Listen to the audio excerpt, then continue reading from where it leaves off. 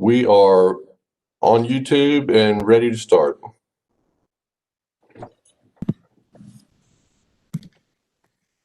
Good evening. I'm Maxine Easom, and I chair the Athens-Clarke County Planning Commission. We welcome you to the November 5th meeting of the Commission.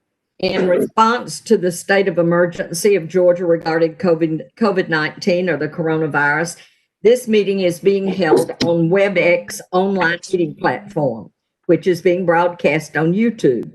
Members of the public were provided the opportunity to email comments to the planning department prior to 12 noon yesterday.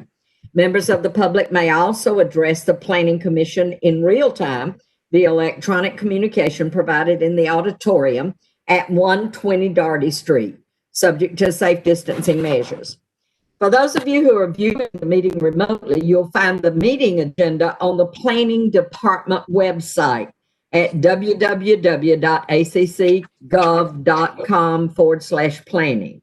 For those of you viewing the meeting from the auditorium, on the table by the auditorium door, you'll find copies of tonight's agenda and political campaign contribution disclosure forms for those wishing to speak in opposition to an agenda item before the mayor and commission.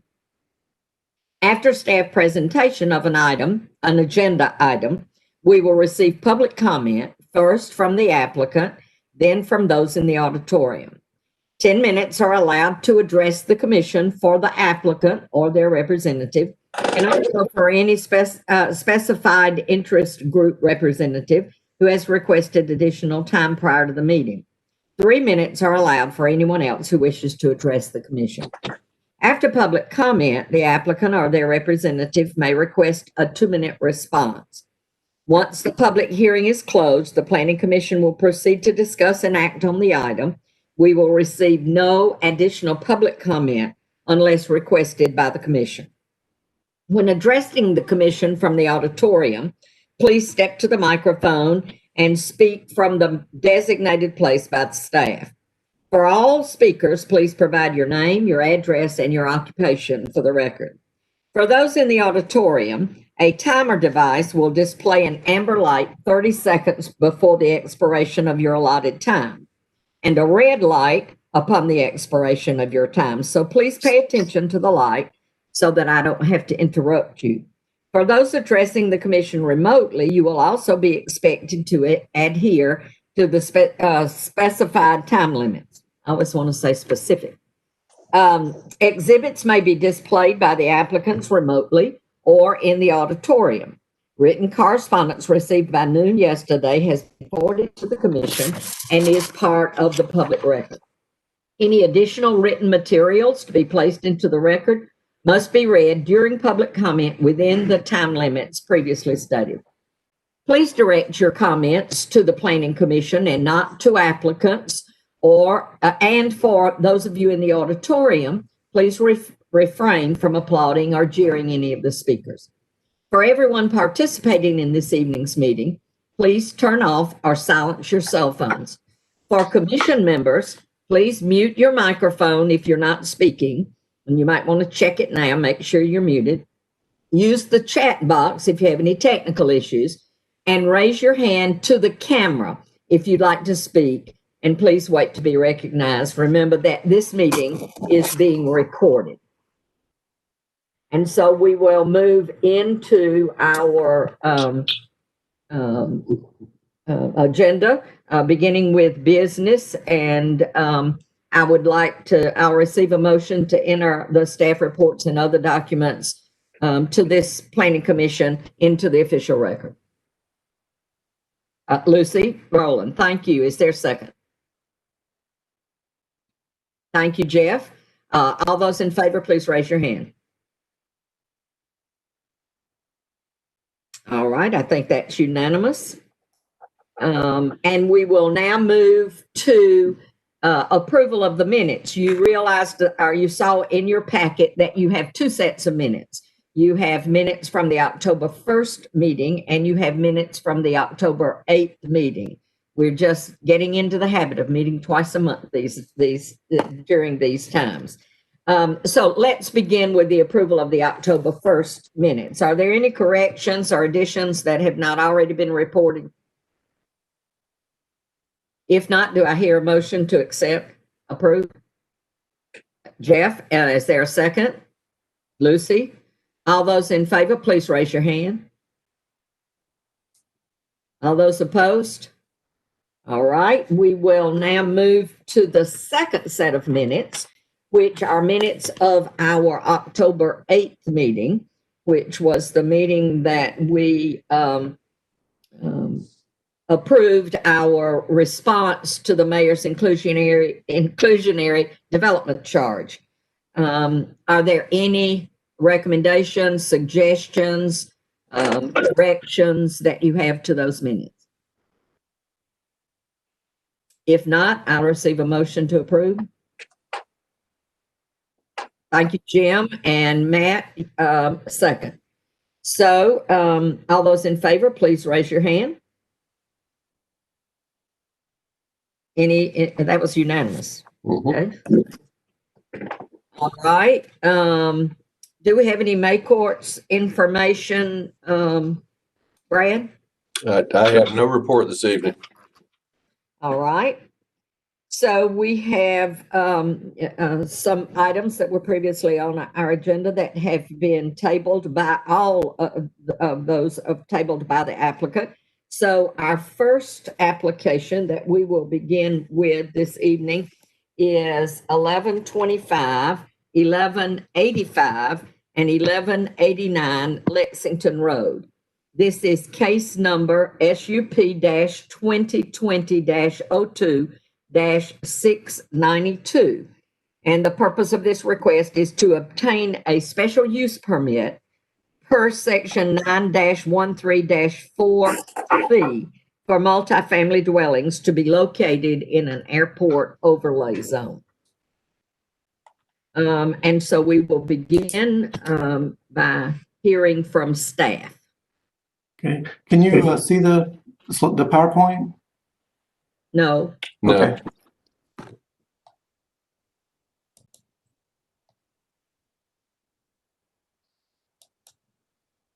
Share.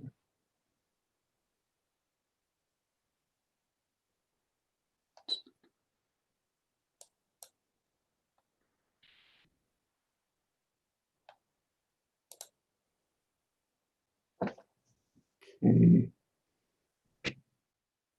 I'm not seeing anything where it said you're starting to share content. Yeah, I'm hitting the share button, but it's different than. Okay. Okay, give me a minute. Right back. I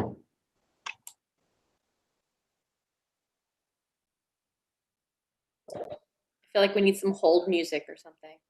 I know. I was hoping your dog would stay in the picture. That would have worked. People are cooking in the next room, so he's torn. Right. I've been watching that dog for months. I know it's going to come back. Whenever I have work meetings, and my boss is always like, "There's the dog." There he is.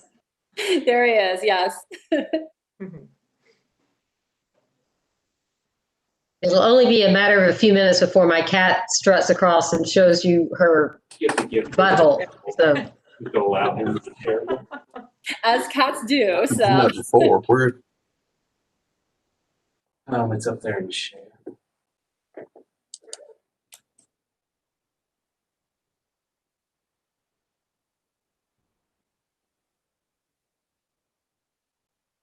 That might be a good one on YouTube. I'm talking. I said we've really not ever had difficulty. So Anyone can share. Yes, but we Just clicked on. Let me go check it.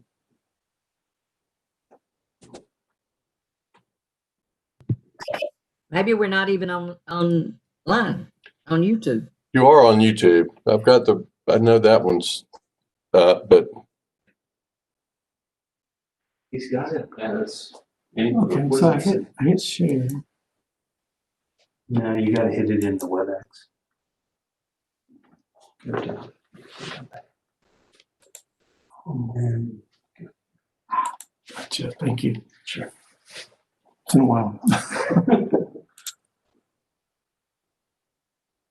There we go. Okay, sorry about that, folks.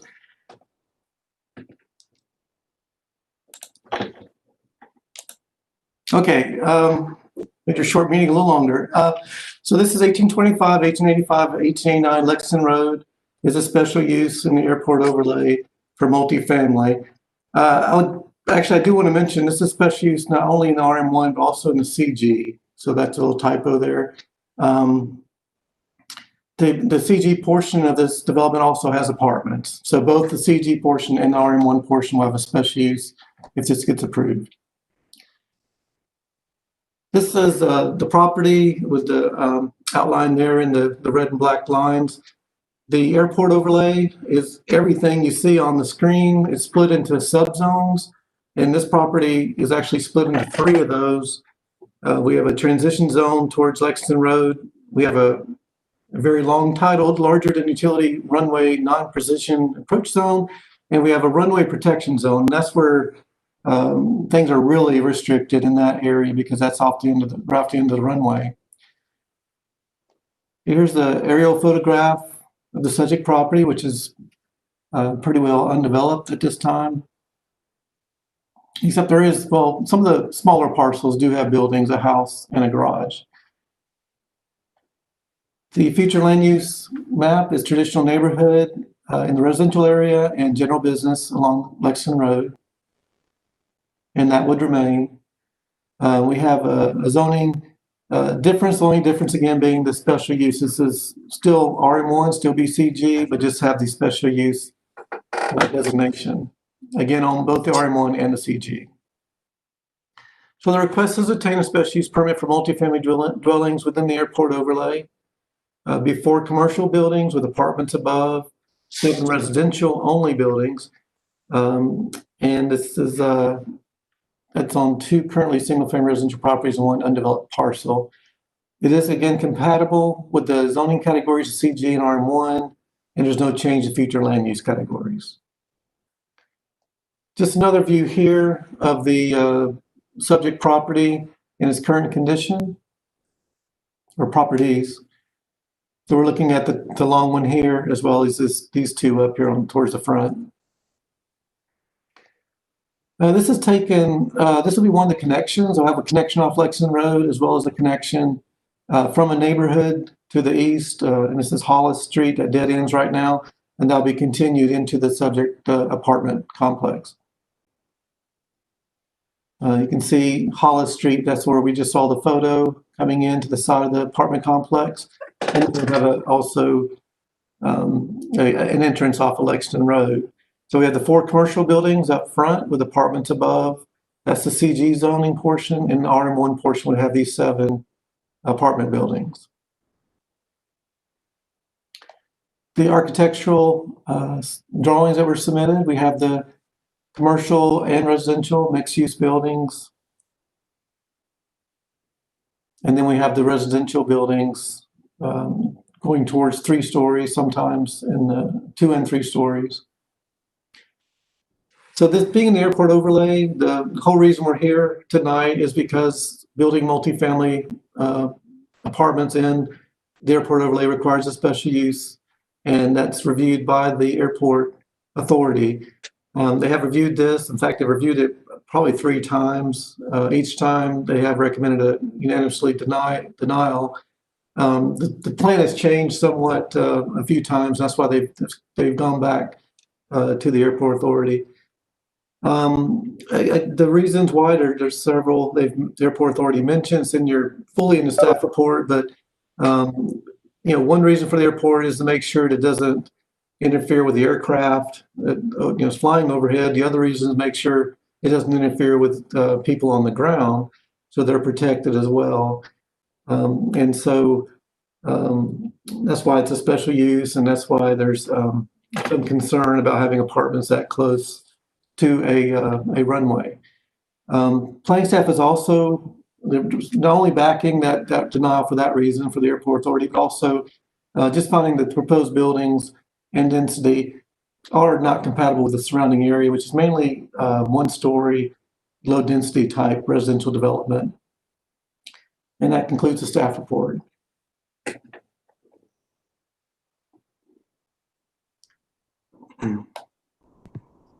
Thank you. Sorry,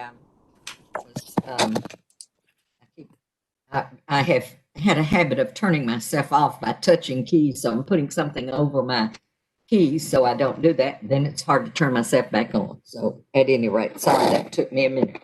All right. Thank you, Rick. And I think now that we have heard that explanation, we're ready to hear from the app. And Joseph Bates with Smith Planning will be giving this presentation. And Joseph, I'm not sure we've done this together yet. If you use the full 10, when we get to the 9-minute mark, I'll jump in and tell you 1 minute to go. All right, thanks. Sure. Yeah, good evening. My name is Joseph Bates. I work with Smith Planning Group, and I live at 180 Homestead Drive. I'm speaking tonight representing the applicant Tyler Watts on behalf of this special use request. Unfortunately, Tyler is unable to attend the meeting. This request is really not for an increase in density, but for permission to develop to the density allowed by right prior to the airport overlay adoption in 2009. Sorry, Rick, are the slides up?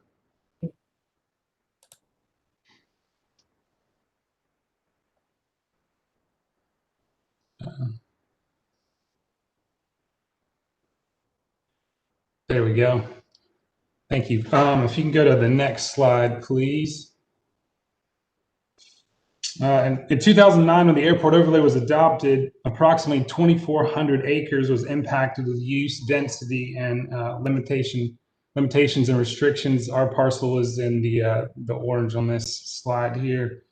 Next slide. Within the airport overlay is over 2 miles of frontage along the Lexington Road corridor. This is over half the frontage that exists from downtown around the Classic Center to the East Side Walmart. The airport overlay is more restrictive than the FAA jurisdiction that is a three-dimensional imaginary surface that extends upwards and outwards from the runway, but does not apply to the ground below these imaginary surfaces. And so the airport overlay is, as we understand, is more restrictive in it's limiting to the land below the FAA's jurisdiction. As stated in the planning staff report, the impact of the airport overlay to this subject site means the by right density that was enjoyed before 2009 was reduced from 162 beds to 7 single-family units, not including limits to some of the types of commercial. The airport overlay's unique process allows for the good folks at the airport to review their neighbor's development proposal and make recommendations of approval or denial.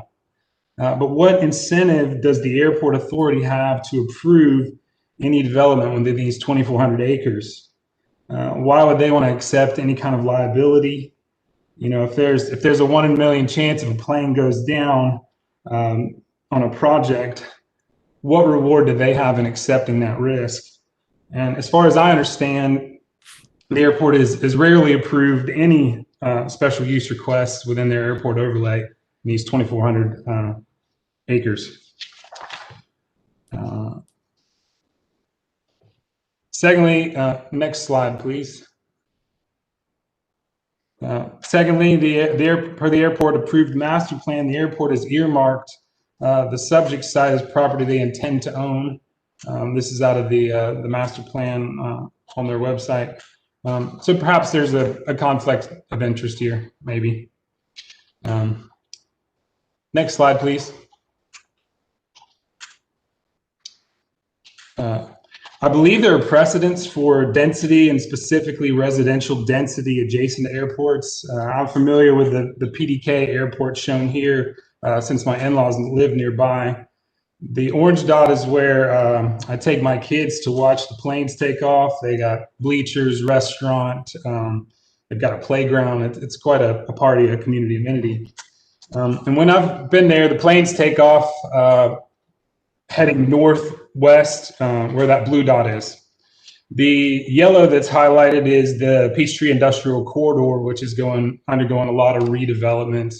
And if you look around that corridor, there's quite a few parcels that are under construction because this area was taken in 2015. Next slide, please.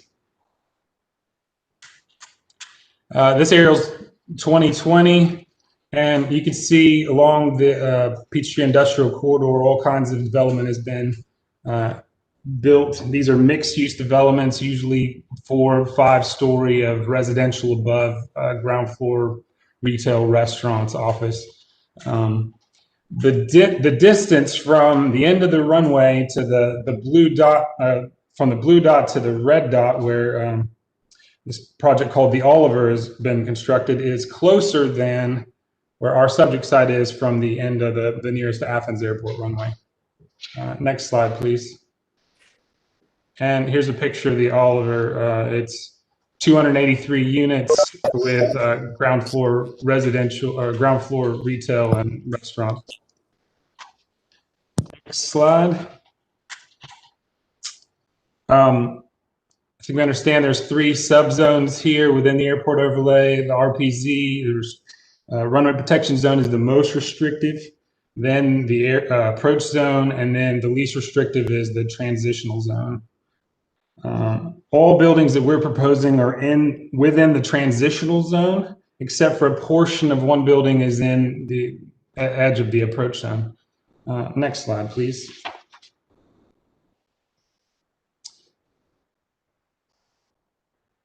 Don't think that's the slide I want, but with my mistake, with the airport's feedback, we've redesigned some of the proposed buildings so that all our proposed buildings are outside both the existing and the future runway protection zones, so that we don't create any issues for the airport to expand as they move towards getting the funding to build according to their master plan. The max height on all the buildings we're proposing are below runway 9's elevation, so we're not even close to the FAA height restrictions. In addition, the development will comply with the following. There'll be signed agreements filed waiving right to complain about airport noise at the present and at the future as the airport expands. Buildings will be constructed to meet Georgia Power Good Sense insulation requirements to minimize aircraft noise. Roof material will be non-glare. Dwellings will not have open hearth fireplaces. All exterior lighting will be fully shielded, and detention ponds will be drying. Final slide, please. Oh, that was the slide I was looking for. Next slide. We like Athens, and it needs an airport. I've never flown on a plane out of there, but hope to one day. And we want the airport to succeed. The Lexington Road corridor needs redevelopment. This development proposes the first true mixed-use project on this corridor, a vertically integrated commercial residential community for 24/7 activity. If we want to steer away from the auto-dependent sprawl that has dominated development along this corridor for the past 20 years, we need to approve true mixed-use projects when proposed. In addition, this development will set aside 10% of the units as affordable for those making less than 80% AMI. Athens Land Trust will facilitate managing these units to ensure they remain affordable for the next 20 years. And as far as I know, other developers are not providing affordable work. Other developers are providing affordable workforce housing, but no one else is providing non-subsidized affordable housing for those making less than 80% AMI. Thank you for your time and consideration, and I'm available if you have any questions you'd like me to answer. Thank you. Thank you very much, Mr. Bates. Do we have people in our auditorium who would like to speak in favor of this application?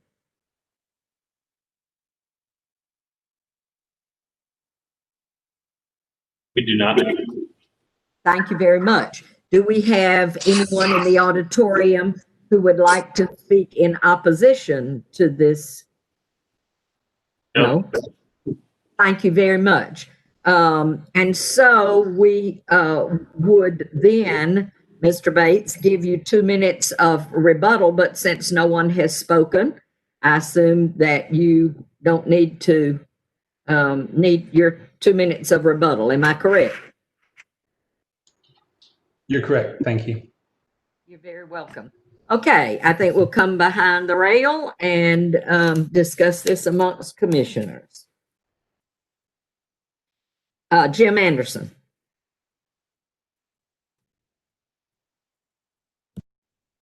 I must confess,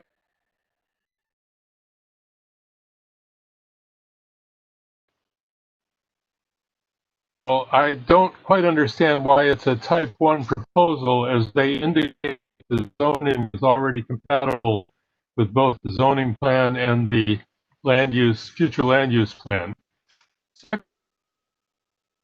Unless I misunderstand what's in the report. Secondly, there seems to be a major discrepancy between the staff's description of the encroachment into the protected zones of the airport between what the staff says and what the applicant says.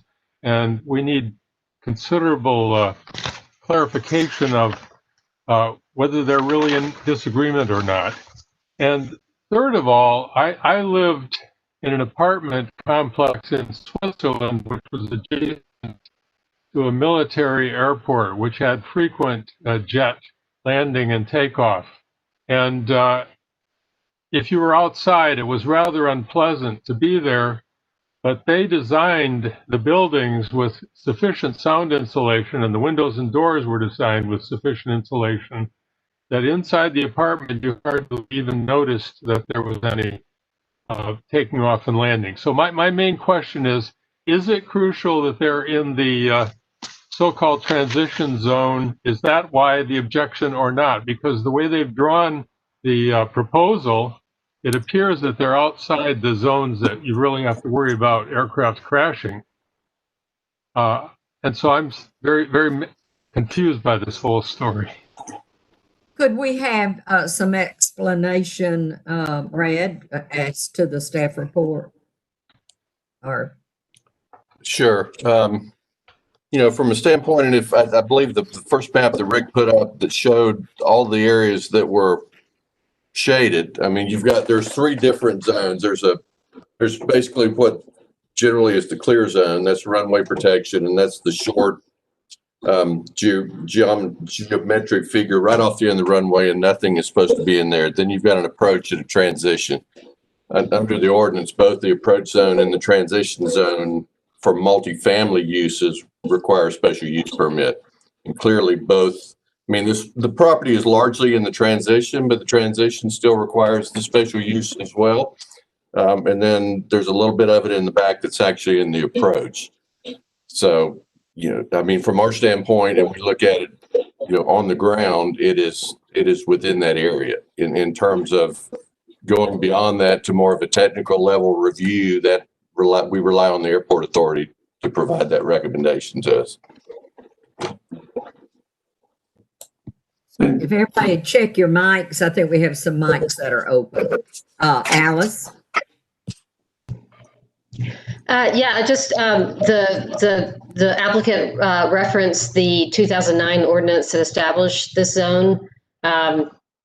As it happens, I was on the commission at the time, but Brad or Rick, I mean, Lucy, can anyone search your memories and remind us of what precipitated this ordinance? I think it had to do with federal regulation, but help me out here. I can. I mean, the ordinance has been in place a lot longer than that. There were amendments in 9 that I believe dealt with modification of the actual footprint of what constituted approach, transition, and RPZ at that point. And then 9 may have also been when the amendments went through that dealt with where it used to be special use for building houses on lots less than a certain size. We changed that to the 1 acre minimum lot size by right, because what you all were seeing and ultimately what the elected officials were seeing was that ordinance didn't say you couldn't create the lot. It just said you couldn't build a house on it if it was of a certain size, which always puts you all in a bad position that you've got a lot that's already in place and then they're being told no to building a house on it. So that's why that change occurred too. But I mean, with regard to the actual approach zones to the airport, I've been here for almost 30 years and there's always been an approach zone.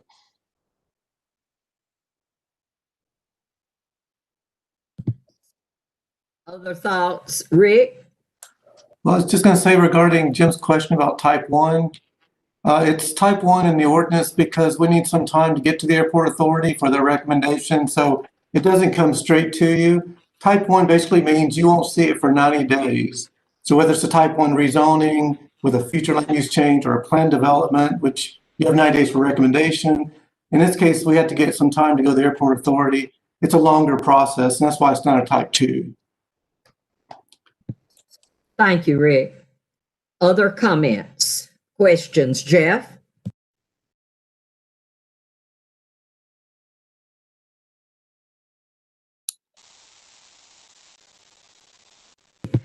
We can't hear you, Jeff.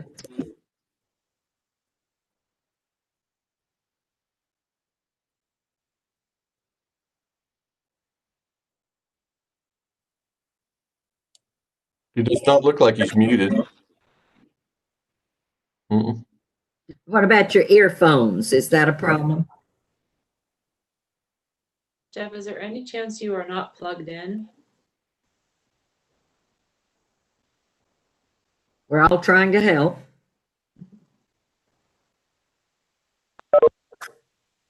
Try that. Mm-mm.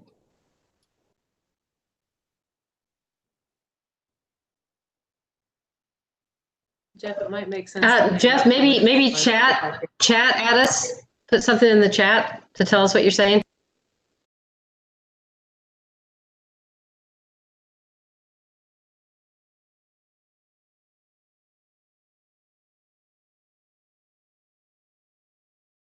While he's working on his sound. But carry on and I will try to fix. Just a technical suggestion for you, Jeff, if you can hear. At the bottom of your WebEx window, right next to the red X, to the left of that, there's a button with 3 dots. If you click that, it'll allow you to switch audio, and you can see what audio you're connected with now.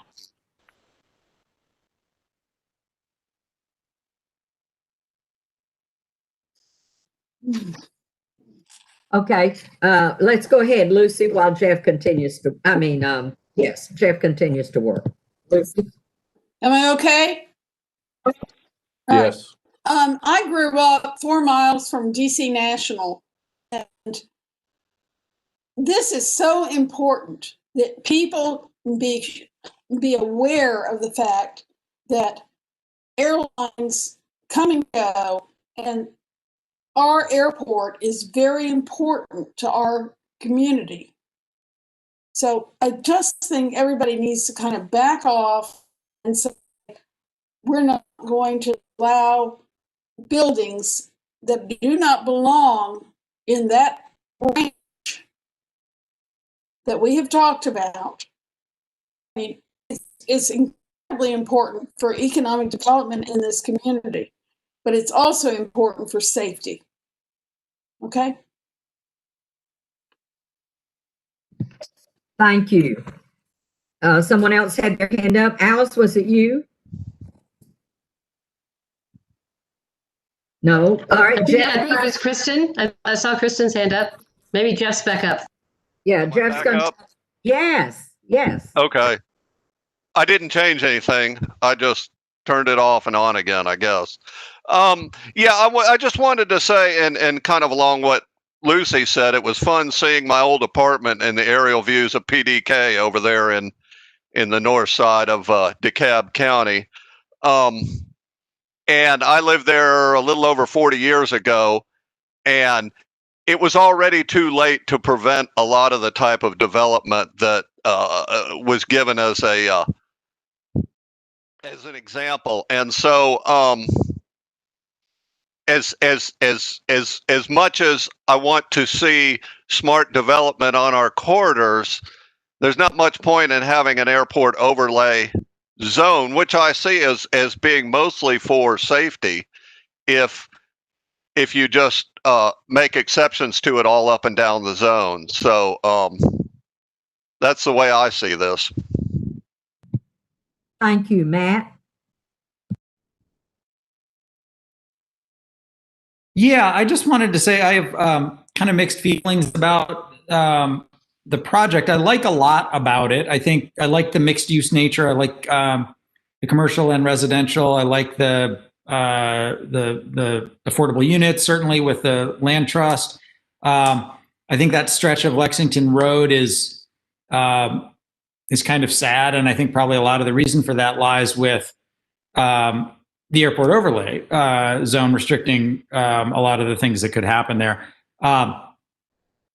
And I'm also sympathetic to the applicant's observation that our ordinance may restrict development far more than FAA guidance suggests would be appropriate. But I also think that's not really a question for the Planning Commission to decide. You know, it's a policy question for the mayor and commission. If they want to hear from the applicant on that, and I'm sure there are other landowners in the overlay zone that would be interested in making that case. And if the mayor, it would be up to the mayor and commission to decide that they're going to dial back the restrictions that the overlay zone puts in place. So, I mean, I appreciate that the applicant appears to have tried to almost get all the buildings into the transitional zone, which seemed to be kind of out of the direct line of the runway. I don't really understand what the different zones are for, and I just read the ordinance, and I still don't understand what the different zones are for. Of course, the FAA is, their regulations are guided by safety, and if our ordinance is overly restrictive in terms of what the FAA thinks safety requires, then again, maybe the mayor and commission will reconsider it. So I guess from the planning commission's perspective, or from my own personal perspective as a single member of the planning commission, it strikes me that this would be a great project if the mayor and commission were to revise the ordinance. And so, I don't even know if this is something we do, but I might be inclined to neither recommend approval nor denial, because the airport authority has recommended denial, and they're the ones watching out for their interests. And I'm not persuaded. The staff report mentioned, there's some single family homes nearby, and so this is multifamily, and so maybe it's not compatible. But of course, it's zoned RM1 now, and it's an as of right development, if not for the airport zone. So I'm not persuaded by that additional point, and I wouldn't want to make a recommendation against this proposal that the mayor and commission might misread as indicating that we have independent concerns apart from those expressed by the airport authority. I think I'll be right to you, Alice. I think it might be a good idea for some clarification in regards to who the airport overlay makes recommendations to, because it would be, am I correct in assuming that they don't make recommendations to the mayor and commission? Their recommendations come to us. Am I incorrect in that, or am I correct? You're correct. The way the ordinance is set up, that they make the recommendations if it comes through you, and then you recommend on. I mean, you're not required in any means, and you have it in the past on a couple that, if they recommend it not be approved, that does not mean you've got to follow their recommendation. You still make your own independent. Alice? I feel like I'm having an extra turn of speaking, but I will take the floor while I can. So here's how it looks like to me. This is a development that has many things to recommend it. I'm actually not crazy about it from a design perspective or from a location perspective. However, it is true that what we want is more of this kind of development along the Lexington corridor. It may be possible that our airport overlay ordinance is overly restrictive, and I'm comfortable making some sort of motion that says we we accept the Planning Commission's recommendation here, but also can we please take a look at this? But with what we have on the ground right now, literally, and also on the map, I really don't see how this development, even if it were like designed the best way possible that I could hope for, and with all the affordable units, I really don't see how we can put it here. Thank you. Anyone else? Yes, Kristen. Yeah, it's actually interesting you just said that, Alice, because I agree in terms of like the design perspective and like the point that planning makes too, as far as like the compatibility with the rest of the neighborhood. I think just maybe for a clarification for me, because I feel like we've seen projects that had like a portion in the airport overlay and it really didn't seem like a big deal. But is there something, like if this were presented as a collection of single family houses, would we still be having the same conversation? Or, because I mean, I'm just wondering, is the airport overlay zone becoming synonymous with the no development zone? Or are there things that can be developed in this zone where it's not going to just be flat out denied?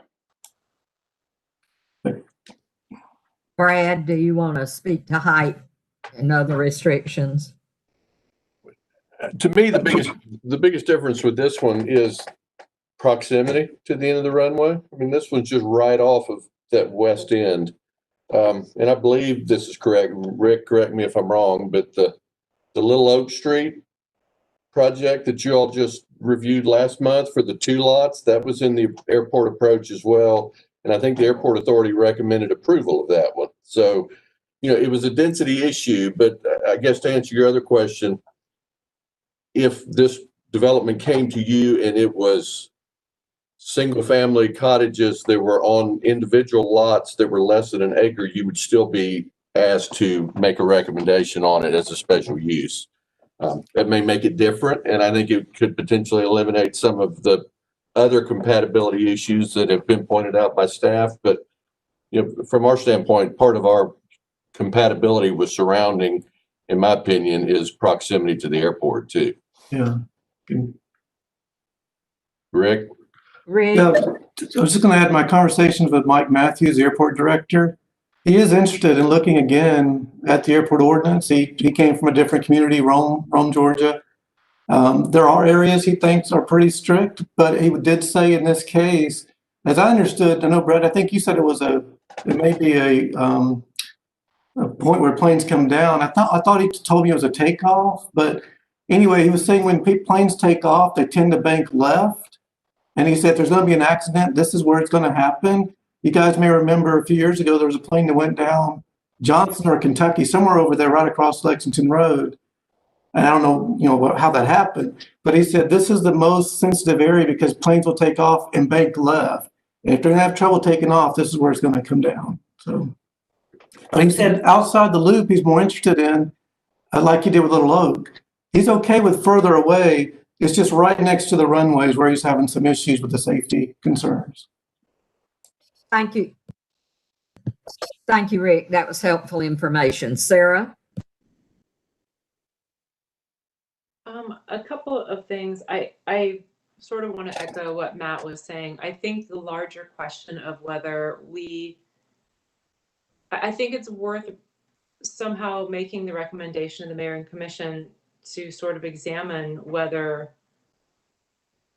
our local ordinance is presenting some limitations to the development of this corridor that go sort of above and beyond the way that the way that other communities interpret the FAA rules about it, and just sort of looking at this ordinance language. So I think what I'm trying to say just is that I think this is just a larger decision, and I don't really feel comfortable deciding that I think that the airport authority's limitations are too great. Like I'm just not really willing to go there. And for me, this is all about density. I am not, like I think Kristen said, this is something they could do by right outside of the overlay zone. The fact that they're adjacent single family detached homes is maybe not great for those people who live in those homes, but it is something that we've, decided to allow. So that would be one thing that I would say. And then the second thing is that We almost, this is a little bit more general, but we almost had 3 Lexington Road agenda items on tonight's meeting. And I really think that when I saw the 2 items get tabled tonight, I thought, what a great opportunity, because we've kind of seen this with Epps Bridge Road to some extent, but I guess what I want to ask is whether staff could not help us as a planning commission take advantage of a little bit of pause that was created for when these 2 items were tabled, to help get us up to speed. And whether that's, it could be something as simple as telling us, yep, just read the Lexington Road corridor study. We feel that reflects the sort of intentions for this corridor best, or whether that might be a short staff presentation. But I've got problems with this particular application related to the overlay and safety, but just generally speaking, with these development proposals on Lexington Road, I need some guidance before we decide on these, pretty substantial multifamily developments. And I would just ask if staff could figure out a way to take advantage of the gift we've been given of a little bit of time before we see these next, and get us kind of up to speed on sort of future hopes for these areas. Could we, Brad, but before you speak, could we bring closure to this application? And then perhaps when we finish the others, then let's pick this up as a discussion for a few minutes and see what might be possible, but to separate that from the discussion of this application. Is that okay? Okay. I mean, if not, please say no. You're seeming hesitant. So, Brad, I'm talking to you. Oh, I'm sorry. I thought you were talking to Sarah. I think that's the appropriate way to do it is to, and I'm happy to have that discussion at the end of the meeting. Right. All right. Let's do that. Anybody else want to speak? If not, I have a couple of comments. Jeff? Like a lot of other people, I can't think of anything I've been more ambivalent about, because there are a lot of conflicting interests here that make it difficult to make a decision. It occurs to me that maybe the message we want to send is we recommend approval of this, but it goes along with the airport authority's recommendation for denial, and then we let the mayor and commission sort it out. That's what we pay them for, right? So I could make an argument for that, but if it is really the sort of thing that we want to see, and the only objection is that it conflicts with what might be an overly restrictive overlay, then maybe that's the way to send this on its way, and then send the message along with it. Is there anyone else who would like to speak? I have some comments. Okay, Alice. I just wanted to respond to what Jeff just said. I really wouldn't be comfortable with that strategy, because I don't necessarily approve this. I would like to see a discussion about whether the overlay zone is overly restrictive, but I mean, Jeff put it well, that there are some conflicting interests here involved in this, but yeah, I would prefer to just focus on whether this development is appropriate in this spot, and then have a discussion about the bigger issues. Thank you. I want to follow Lucy. I'm sorry if I'm just, interjecting and saying the same thing, but I agree 100% with Alice. I don't think we should move anything forward to the mayor and commission that we have any kind of doubts about, and I have huge doubts about this particular project. It has nothing to do with design. It has nothing to do with location. It has to do with the airport. When the airport authority tells us, as a planning commission, and they are the people that come to us, we do not, they do not react to anyone else. that they disagree with something, and there have been things that I disagreed with them upon over the years, we need to listen to them. And I will vote no on this.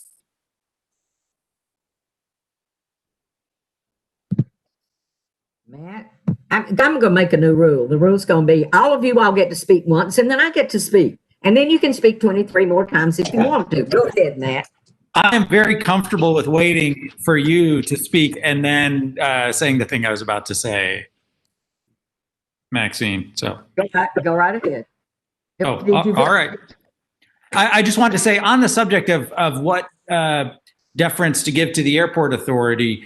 I was reading the ordinance earlier this evening. I have it right here, and it says that the Planning Commission shall forward the airport authority's recommendation to the mayor and commission along with the Planning Commission's recommendation. So I read that to mean that we should make our own independent recommendation and not blindly defer to theirs. And then it says the airport authority's recommendation shall be advisory only and shall not be binding on the Planning Commission or on the commission. I think we all know that, but that's from section 913 -4 sub C. So, you know, at the same time, I share, you know, I think Lucy and Alice's general willingness to defer to the experts over at the airport authority on what they need and what's compatible. But, you know, to the extent that the transition zone is there to impose some restrictions, but not nearly as restrictive. And that's what it says in the ordinance, far less restrictions than in the approach zone where, you know, planes are coming in. You know, it would seem to me that a version of this application that was maybe modified to put all the buildings in the transitional zone so that nothing is in the approach zone might well be something that I could support. Anyway, yeah, I'll stop there. Maxine, you've waited more than long enough. I totally agree with Alice and Lucy. And I think that we need to be careful as we think about airport overlay. All places in the airport overlay zone are not equal. There are some places, as in Brad's example of what happened last month, we moved that right along. It was in the airport overlay. Now they did recommend approval of it, but my issue is that we can't say, well, you know, we're just going to ignore what the Airport Overlay Commission gives to us. I think we put ourselves almost in a libelous situation as we do that. I feel really strongly about that.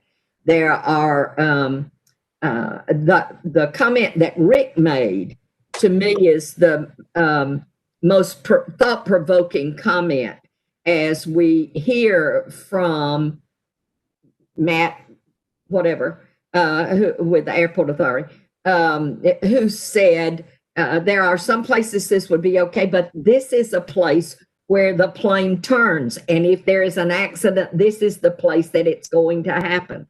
Those are very strong words. It's not like saying Maxine's house at 782 Little Oconee Street, we want to make a recommendation about airport overlay. That's a totally different situation than on the Lexington Road, right at the runway, right at the approach zone, with the people telling us if an accident's going to happen, this is where it's going to happen.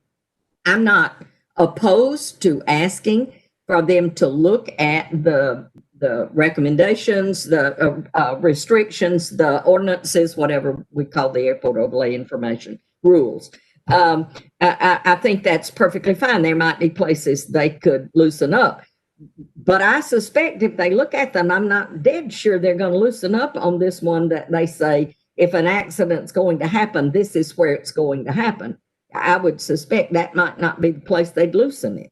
So that's my opinion. So I'm very, I would vote no. I'm totally in agreement with the denial of this. I do have two other comments. I am not thrilled with the design of this development. Perhaps it's a preference in terms of design, but I think the design could be far more interesting than it is. And maybe that's enough said about it. But as you look at it, there's nothing about it that piques my creativity nor my interest. But enough on that.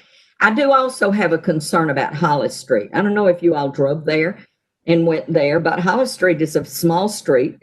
We have 202 parking places that go into this, and there's only one other entrance, and that's off the Lexington Road. Now, the Lexington Road's like the Atlanta Highway, you all. It's a go, come, go, come, go, come. It is a fast-moving major highway. And so, I'm not so sure that it's going to be really easy to turn into this development off the Lexington Road anyway. And then the only other way to enter or leave is a very small road through a neighborhood. And that does not appeal to me either. So that had not been expressed, and I just wanted to throw that out. I think there needs to be some additional way to enter other than neither of these two appeal to me. Let me just say that. I'm not saying we shouldn't enter by the Lexington Road. I'm simply saying it's going to be difficult. All right. Any other, Jim? Yeah, I think that Rick Cowick's comment is really the crux of the whole thing when he points out that a left turn is highly likely and that this is a danger zone. That's a very strong argument against approving it. Other comments, Matt?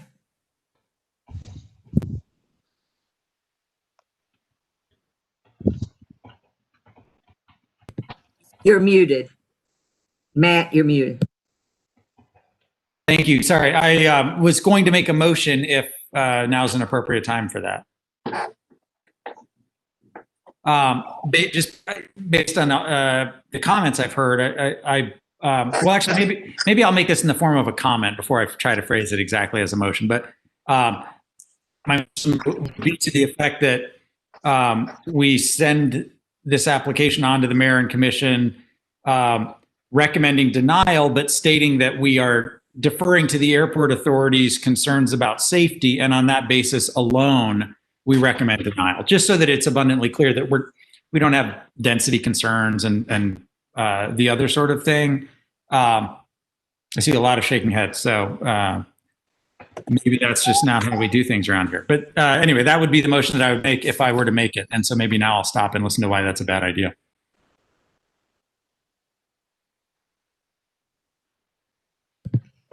Was that a motion, Matt, or are you just commenting? No, it was a comment. Okay. Alice?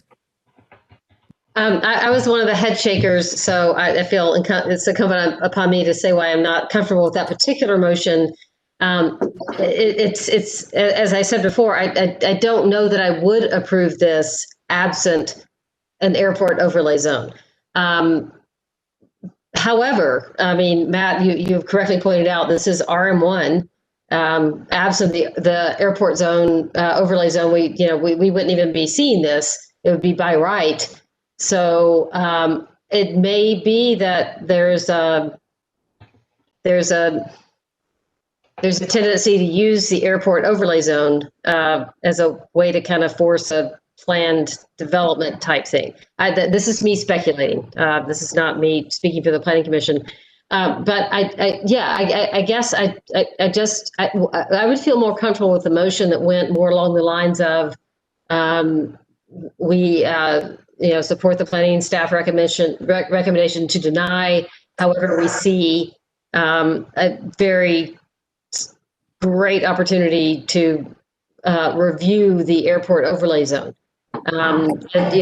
Jeff was suggesting that if we could just get this whole, get that tail of the development out of the approach zone, maybe we would be more amenable to it. But I guess I'm just not willing to say I would have approved this anyway. I am willing to say we may need to revisit the airport overlay zone. Is it possible that we might do both of these things but not tie them together? That we might just act on this without attaching the only reason we're doing this is because of the airport overlay? Because I'm with Alice. While at this point in time I don't have a vote, I certainly would concern about this development. But I do think there might be it might be appropriate to recommend some exploration of the ordinances related to airport overlay, and that could just be a totally a different and maybe the mayor and commission might appreciate some suggestions from us, and that being the case, perhaps we might have a meeting with the airport overlay airport authority. I mean, we've got to know what we're talking about as we make a recommendation like that to me, but I just don't think it has to be attached to this specific parcel. Kristen. Actually, I feel like Jeff has his hand up, so he could totally go. Oh, I'm sorry, Jeff. I saw Kristen's hand up. Oh, three random thoughts come to mind. One, if I was the applicant, I might be sitting in the audience, waving my hand, wishing for a third way out of this. Two, the airport overlay zone is a poor reason to force aesthetic choices. And I don't disagree with the feeling behind that. And third, every time we go down this road about the overlay zone, I always ask, is it less of a tragedy if an airplane crashes into a single family home than into a large building? And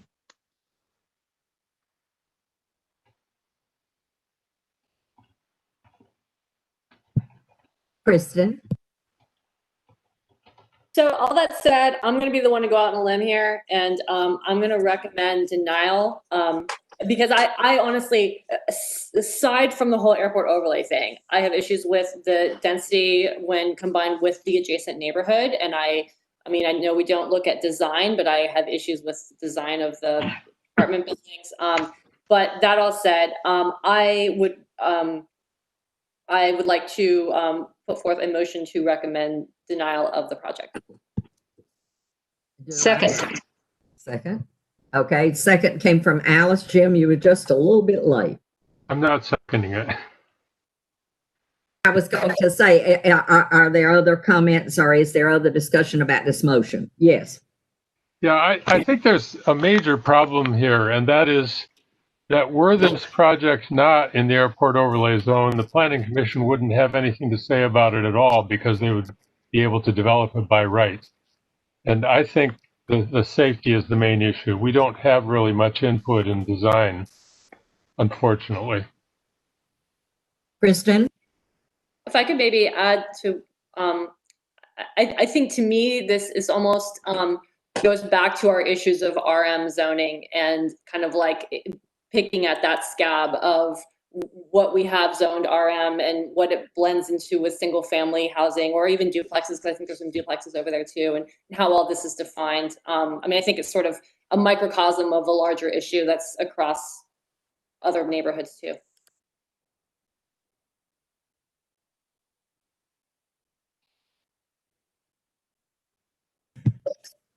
Any other comments? One of mine would be that it is unfortunate that people who have airport overlay issues have to come to the commission. It's still the case that they're at the commission. And so I don't know that I agree that we shouldn't comment on anything except airport overlay. I don't agree with that. Anyone other comments? Sarah? Well, Maxine, I totally agree with that. And actually, I mean, in some ways, I'm just reiterating what I said before, but this is, I have a problem with this development on its face. And yes, it's true that we would not have gotten the opportunity to look at this without the overlay, but we do. And like I said, I think we do have an opportunity. I just feel like we so often are in a position where we've got to make these recommendations based on not really understanding the goals of a corridor. So I'm repeating myself, but I do think whether or not it's fair that we do get to comment on this one, we do. Thank you. Any other comments? Are we ready to vote? All right, let's move to the vote. And Rick, could we do this by a voice show of hands? Voice and show of hands, it helps us. Okay. Morales? Morales? Can you clarify the motion again? I forgot how it was worded. I think we ended up with a straight denial. Right, so there's a motion to deny the proposal. And so then a vote of yes would then support the denial, correct? Yeah. Okay. So then yes. Rowland?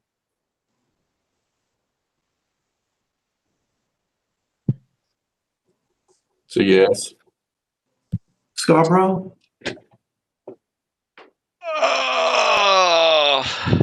Yes. Anderson? Yes. Beresford? Yes. Goodrum? Yes. Hall? Yes. And Kinman? Yes. It's unanimous.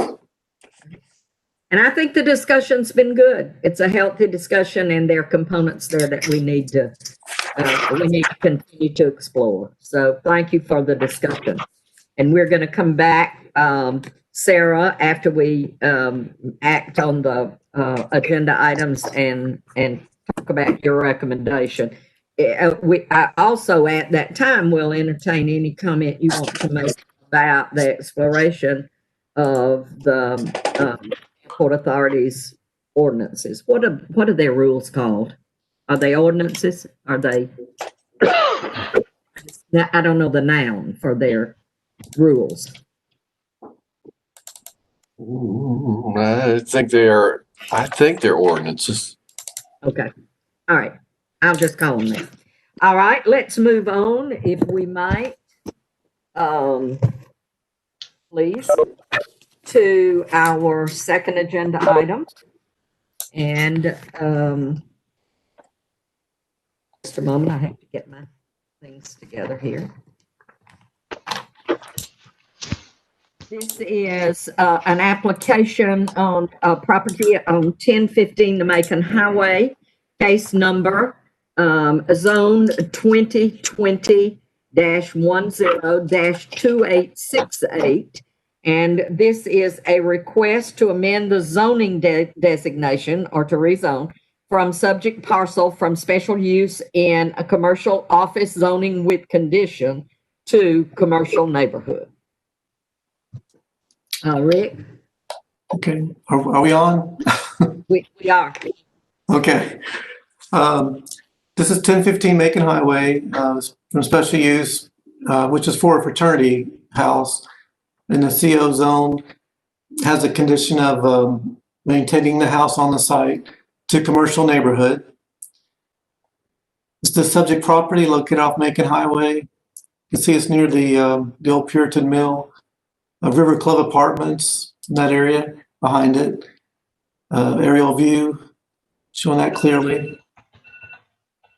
And this is the old house on the site, the front of it.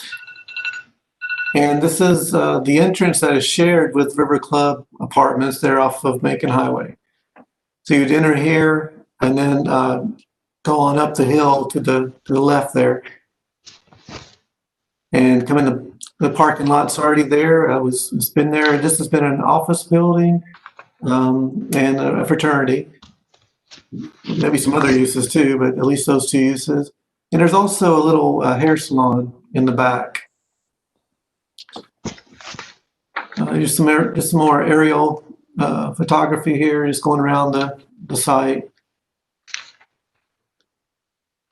And the proposal is you'll see a building in this area down here. I don't know if you can see my arrow here, but right at the bottom of the screen would be the new building in the back. It'd actually be separate, a separate building. They would take down part of as I understand, a fraternity laundry.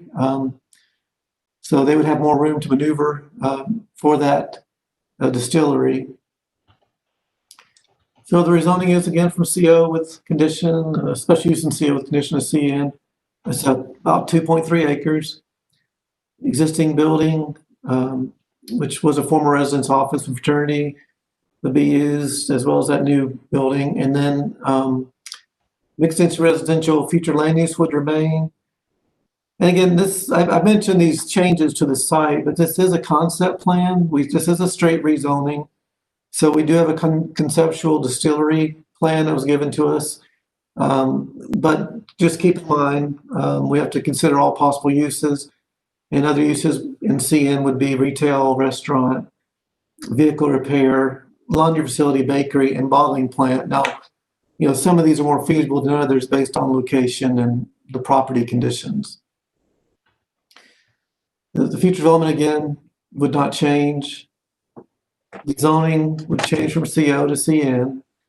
We mentioned the isolated district. It's already isolated. I use in the staff report, kind of use as a good point in that it can't expand any further. It's all residential around it. So whatever commercial use is put here would be very limited on just this one property. So the property does have existing commercial improvements, such as that parking lot, and hair salon, and so forth. The requested zoning is compatible with the future land use. Again, it's isolated. There's lack of direct access from the road. It's a small lot size. There's a restricted number of feasible uses and development intensity, especially if that historic house condition remains to preserve that house. So staff is recommending approval with condition that the existing residential structure and facade be maintained. This is carrying over the existing condition, just going with the rezoning with that same condition. So that concludes the staff report. Thank you very much. And we'll now hear from the applicant. Mr. Thurman, is that you?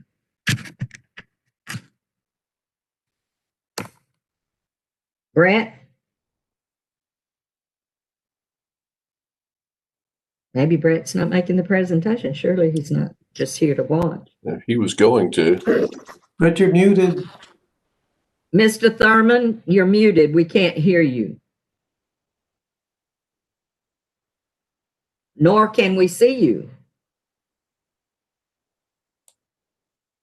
He was right there. Something must have happened. He Mr. did say he's Thurman, on the road tonight, traveling somewhere. he was sitting somewhere. I mean, I just saw Brett there. Mr. Thurman. Okay. We do have two, or at least one individual in the auditorium that I know wants to speak on this as well. It may be that while we're waiting on Brett, the other individual would like to speak. Okay. Is there someone in the auditorium who would like to speak in favor of this application? Hello, Madam Chair and committee members. My name is Rob Woods. I'm proposing to create a distillery in Athens, and this is my wife, Erin. I'm a graduate, a graduate of chemistry and biochemistry and chemical engineering, and I'm a professor here at UGA. And my wife is a certified scientist, and I'm actually working in a quality control in a pharmaceutical company in Athens. So I don't know if you have any questions for us, but I know Brett he just sent me a text message saying he was waiting to attend. So I'm not sure what the technical issues are. We saw him on the screen. I think he went out. I think he's trying to come back in. Okay. Well, Thank you. I think, to be perfectly honest, we probably need to hear his presentation before we know if we have questions of you. But know that after his presentation, if we have questions, we will ask for answers. If you could wait until we know that. very good. Thank you. Thank you. Is there anyone else in the auditorium that would like to speak in favor of this? I hate to ask if somebody wants to speak against it. Is there someone who wants to speak against it? No, ma'am. The owner of the property is here, but he's not speaking. I saw Brett go in, and I think he's coming back out, maybe back in. So they would like to see if he can have a chance. Okay, yes, we need to hear from him. I feel like I should have some great wisdom about how to fill this empty. Maxine, could I ask a question real quick? Yes. It is probably for staff. Do you all know off the top of your head which section of the ordinance lists the allowed uses in CN? Sure, it would be in section 910-2, Okay, is the use chart. great. I just thought I could look at that while we're waiting. And it's going to give you all the commercial zones from commercial downtown through commercial rural. So CN's going to be right about in the middle. Okay, great, thanks. Mhm.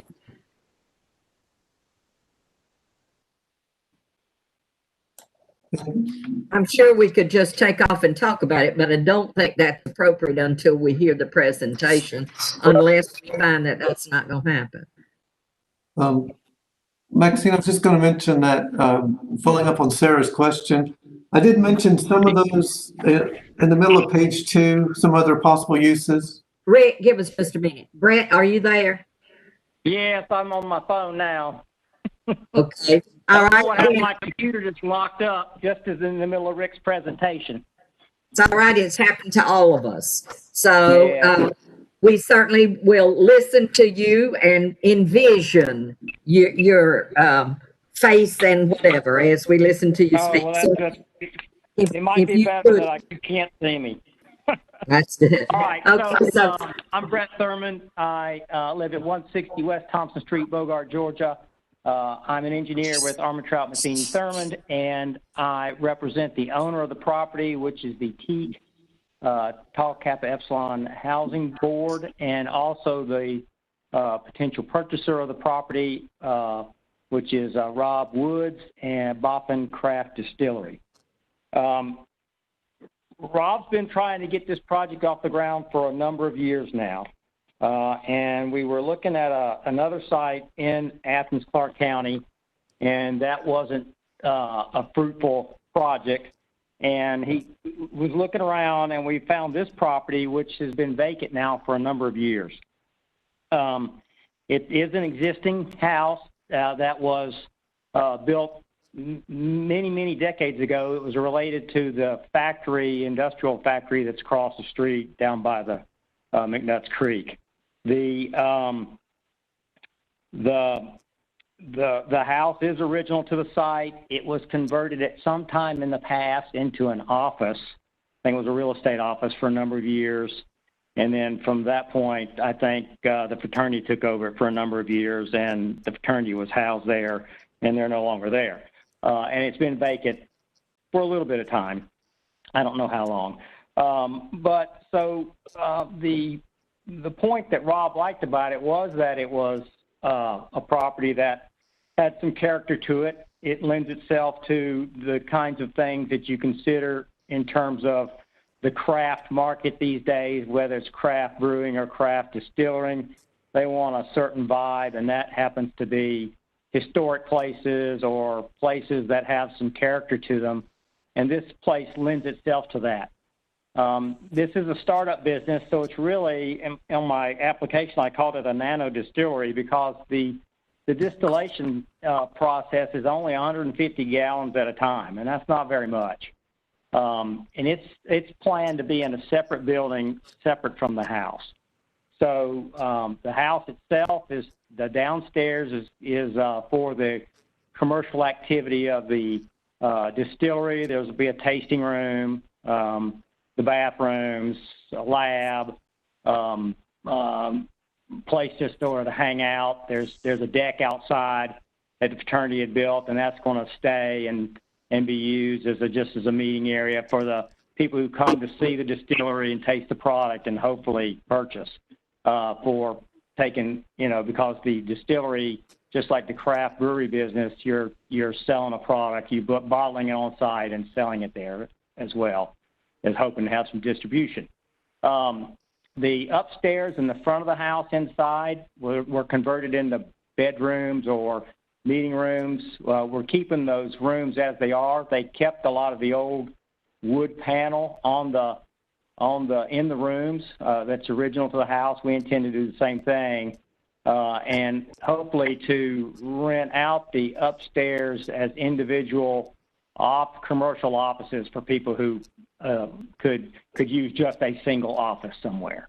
And there'll be combined meeting space downstairs for those people who have offices upstairs, so they could do their meetings in a larger room that's downstairs in the front. And that'll be separate from the distillery. That's the plan, and hopefully that will be achieved. But whether that part goes forward as far as being able to find renters, we're still going to operate the distillery there. So we chose to go with a straight rezone because it's so small, and we really weren't trying to do a lot of additional development on the site. We've got about 1,000 or 1,200 square foot pre-engineered metal building that's going to go behind the existing structure. There is the addition to the house that I heard Rick talk about. That was the laundry area for the fraternity. We had originally thought about using that as the distillation room, and right now we're not. And it's just going to stay empty and be used something as like a storage area. It's really not. It's connected to the house, but it was not original to the house. I don't know when it was constructed. There's adequate parking there to support it. We're upgrading the sprinkler system, of course, for the house, as well as the distillery building behind it. It's isolated in the sense that we're up on a hill. You cannot really see the property from the other properties around it, with the exception of the front of the house. And so the structures that we're planning on doing are behind the house, and the house is on the crown of the hill, and so the structure behind it's still going to be hidden from the parcels around us. So when looking over the report, I feel like we did a due diligence to ensure that we could meet the requirements of the zone for the development, and we feel comfortable that our site plan, when submitted, will meet all the requirements that are required for this development in order for it to be permitted for construction. The planning condition that they placed on it, we certainly agree with that because one of the key characters of the thing is we want to keep the house, and we don't want to change the house and its look on the outside. There'll be some changes internally, but that won't be seen, or that will not affect anything on the outside. I would say that there's a deck on the outside. I don't know what planning is considering as part of the house or not, but there was a deck, the wood deck that's been added to it. That needs to be changed some. It's a little too big. We want to change the stairs that are attached to it. It's not even a painted deck. It's a treated wood deck. And it just needs to be changed and made different for our use. And so I just want to state that if we're not going to want to change the footprint of the house in any way, or the exterior of the house, but we do want to do something with that element, which is not original to the house. And I think there might be a few changes for the handicap access around the structure as well. So we feel like we'll be a good neighbor for the area.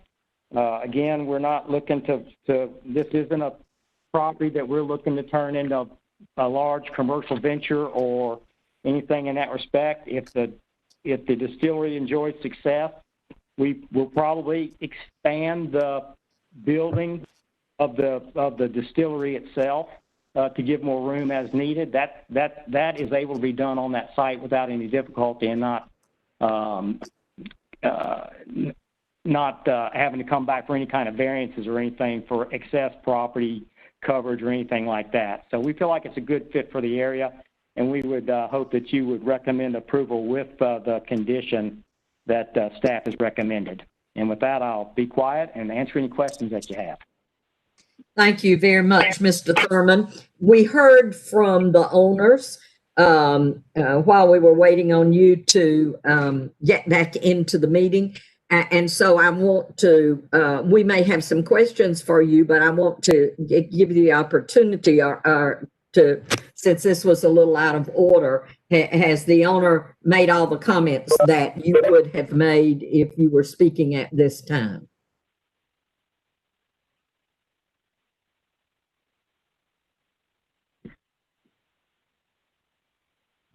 Have you made all the comments that you would have made if you were speaking at this time? We may have some questions later and we will ask those. But. I was muted, man. Sorry. Yeah, no, I think Brett handled it very well. Thank you. Okay. All right. And just being out of order, I wanted to be sure that you'd had your opportunity to speak. All right. And we've already asked for anyone who is in opposition, and there's no one there. So we'll come behind the rail and have a discussion.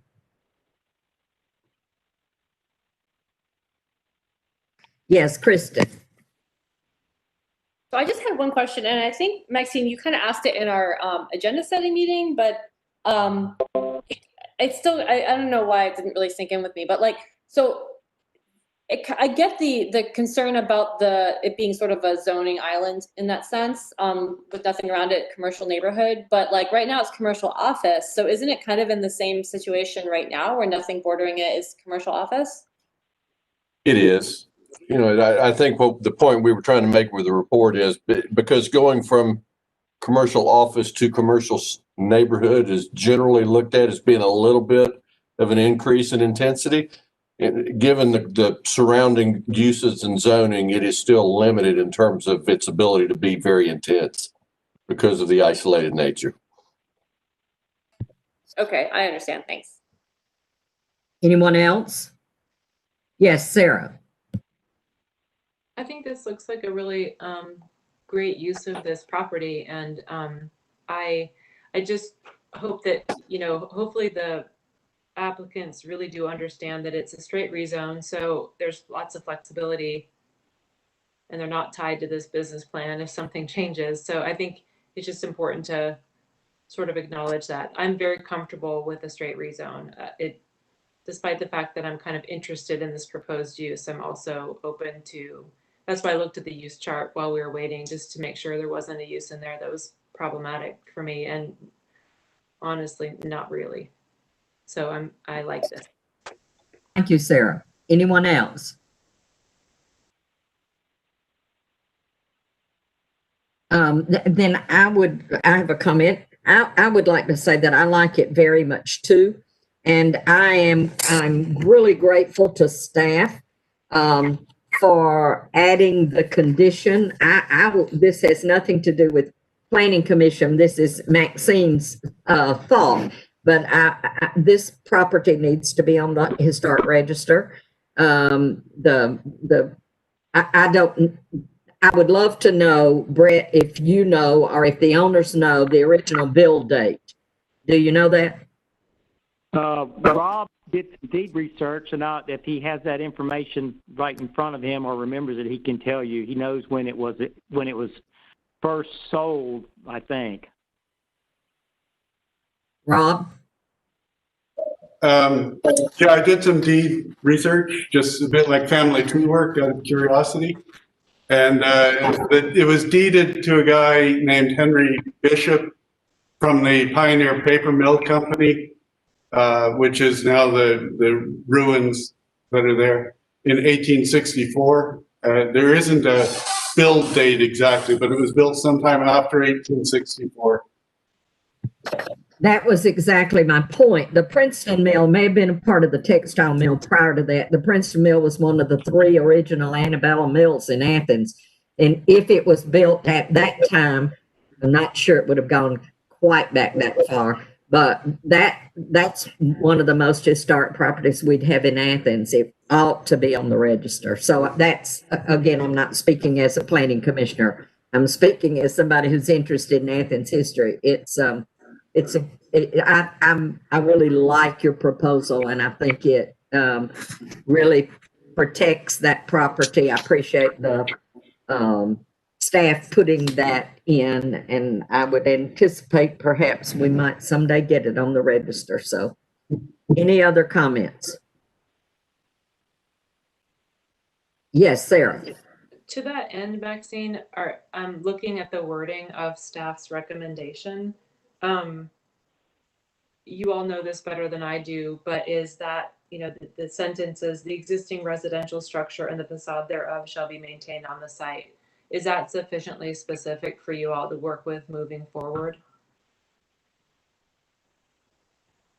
Like, will that make, is it specific enough to sort of ensure that the integrity of the house stays?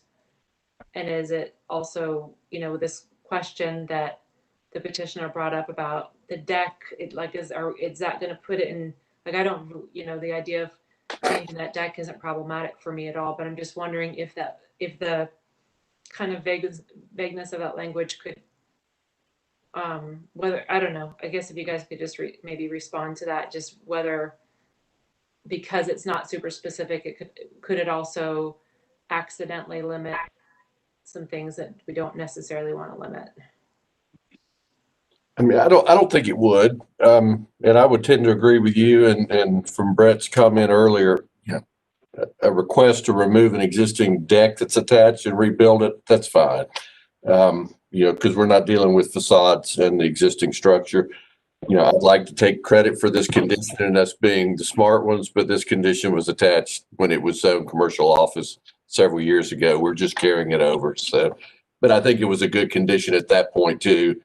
And I think it does a lot to ensure the restriction of some of the uses that may be otherwise not appropriate for the property because of where the house sits on the hill and the fact that it's got to remain. That I think that gives us the protection that we're looking for without being overly restrictive on future development of the overall parcel.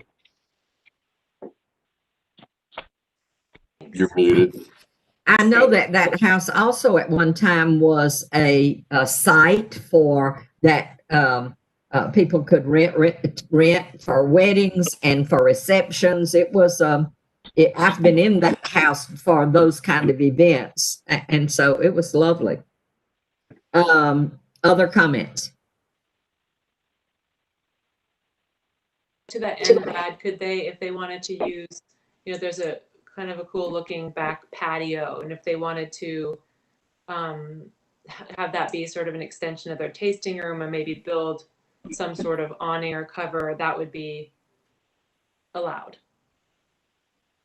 Yes, I think that'd be, they may have to get creative if it was a situation where they wanted to do an expansion that eliminated a big chunk of the facade with the exterior of the house. They may have to be creative with how they do that, because this condition would give us the ability to say, you can't blow out the whole south side of the house to do an addition. You're going to have to figure out a way to do it and maintain that existing. It's not as restrictive as if it were locally designated at this point. But with it being that kind of a condition that's ultimately attached to an ordinance of the commission, if approved, it carries a lot of weight. It's not something I have a lot of ability to interpret. Okay, great. One other thing that the owner may not know, but there are some tax, some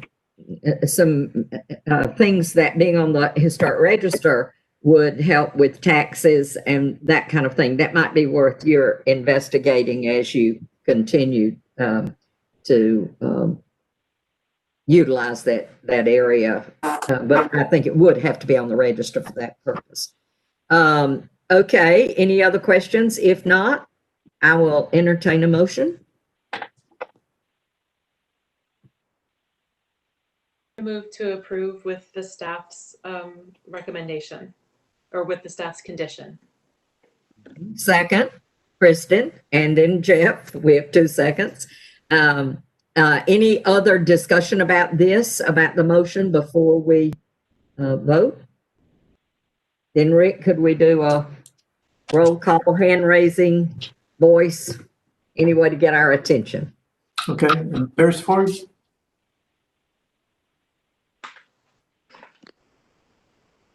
She said yes. okay. I didn't. Goodrum, Yes. Paul, Yes. Kinman, Yes. Morales, Yes. Rod. I think Lucy is left. Okay, Scarborough. Yes. It's I'm sorry, Anderson. Yes. Okay, it's unanimous.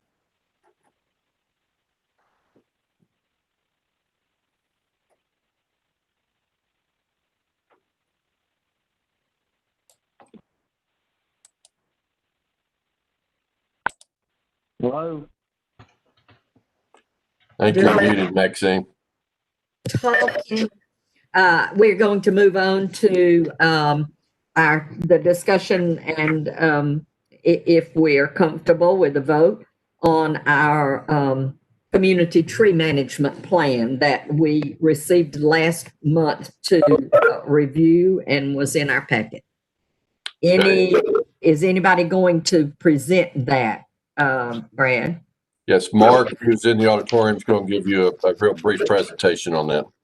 Okay, thank you. Mark, I think you're muted.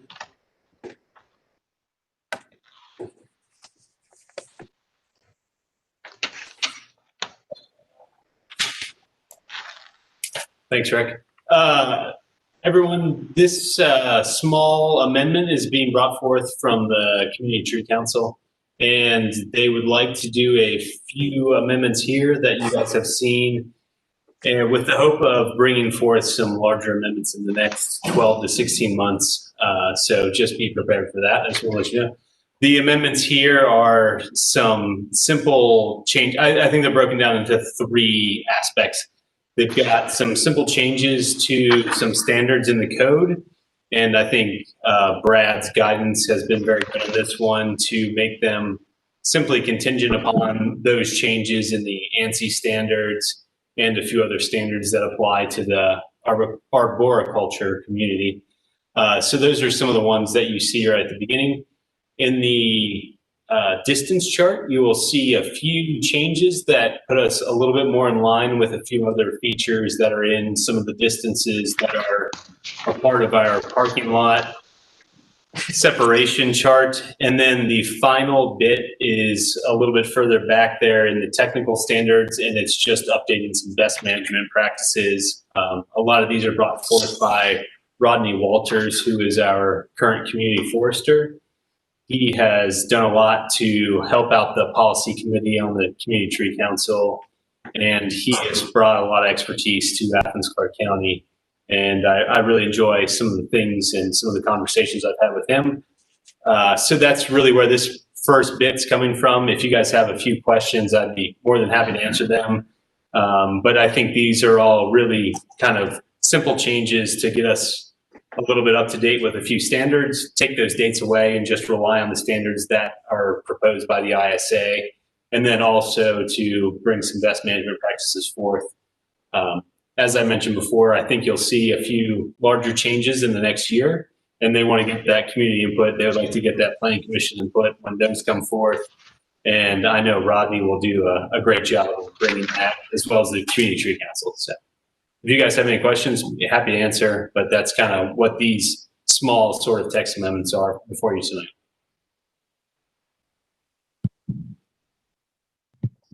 Thank you, Mark. Jim, do you have a question of Mark, or are we in a general discussion? I have a question of Mark plus some general discussion. Okay. I must confess that I was kind of blown away by this ordinance on the basis that it's all encompassing and it must be complex enough that it causes a lot of expense to people planning projects. And yet at the same time, it does not cover single family lots, at least after the building permit has been permitted. So I'm not sure what benefit people on residential lots get out of it. But there were a number of issues that were a little bit vague to me. For example, it says in item, what is it? 8719, section F2, that soils shall have a minimum of 5% organic matter. To what depth is that required? Does that have to go down to infinity, or is it a certain depth? That's mentioned in several other places, including on page 930, section 4B. I think it would be helpful if that could be clarified a little bit, because people won't know what they're going up against. But it seems to me that it adds to the bureaucratic complexity of trying to create any new lots in Athens. Yeah, two quick points to that. The single family ordinance was a bit of a contention when the when the tree ordinance was originally passed. And so I know that the community sided on the fact of exempting especially built lots. So we do allow some clearing, but not total clearing on vacant lots. But when it comes to built lots, the tree ordinance sided on the side of allowing for a little bit more flexibility. I know the Community Tree Council wants to look at that. That's definitely a component what they want to do in their larger changes. So please know that that's something before the Community Tree Council that might come forward. In terms of soil and some of the technical standards, we really rely on the landscaping community, the building community to adhere to those standards. Those standards do apply to where trees are planted. But if you'd like me to pass that bit along, Jim, I'd be happy to, as to an extent that would be reasonable. That's, the root zone, something beyond the, twice the depth of, or excuse me, twice the, the distance that trees planted in, something like that. I'd be happy to propose that. I know they want to look at soil standards. This is a big thing with the UGA forestry community. And so that might be something that comes out of the work in the next year. But yeah, I think they're very well aware of those two things. And those are some of the reasons why they're going to do some of the harder work over the course of the next 12 to 18 months. Yes, Jim. Yes, this is of considerable interest to me because nearly 40 years ago, we built our house out in the woods, and we didn't know anything about it. Tree ordinances are like, so we just decided where the road was and started cutting. And it looks like that's not quite so feasible anymore. On a lot of properties, that is very feasible. I know you live on a larger property, so there would be some minor limitations, but yeah, the limitations are, certainly allowing for driveways and house building.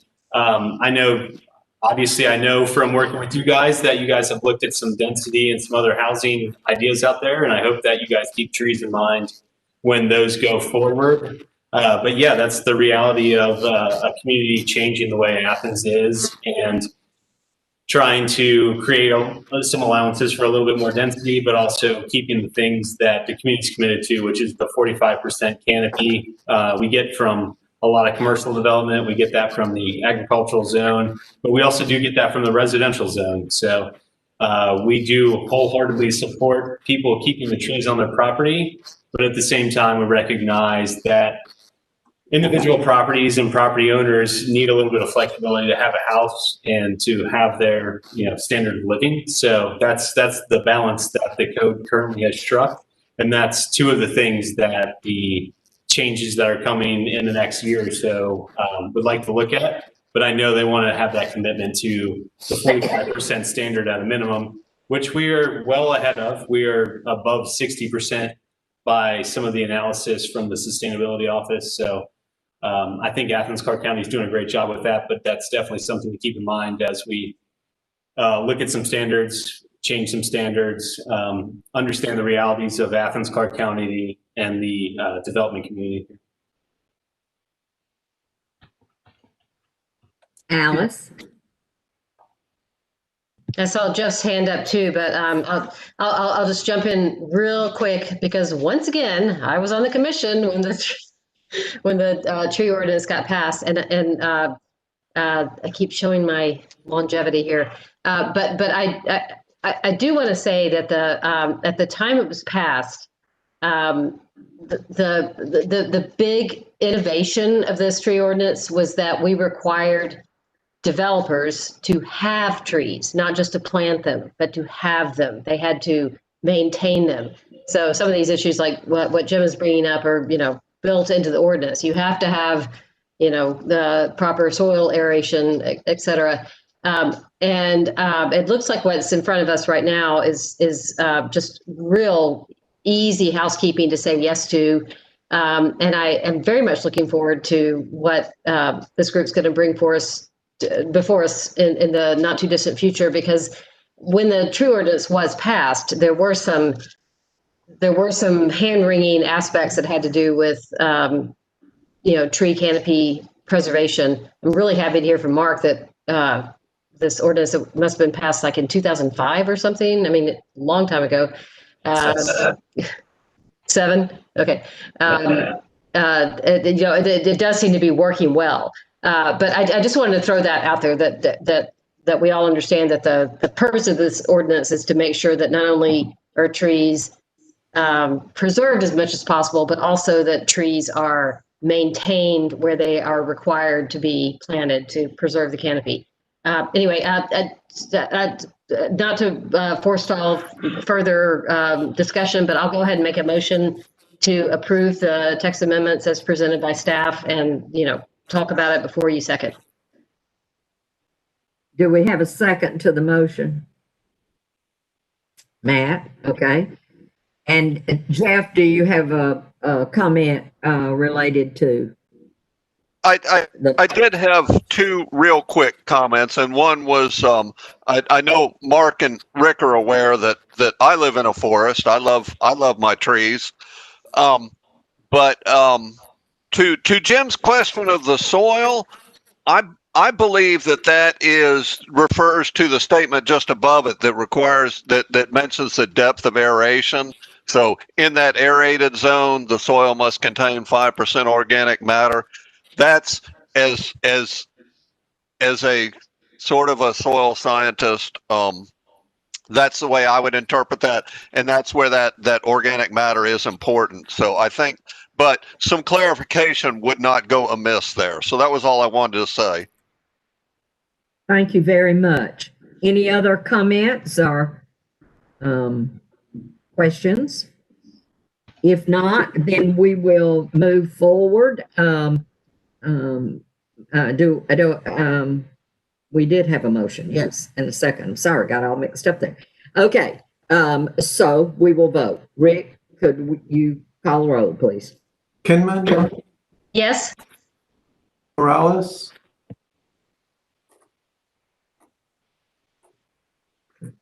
Scarborough? Yes. Anderson? Yes. Beresford? Yes. Goodrum? Yes. Paul? Paul? You said yes. I just Okay. realized Matt tried to call me and I thought he didn't mean to. Okay, it's unanimous. I think maybe he's having a problem with his mic. Thank you very much, Rick. And so then we're going to. I'm sorry.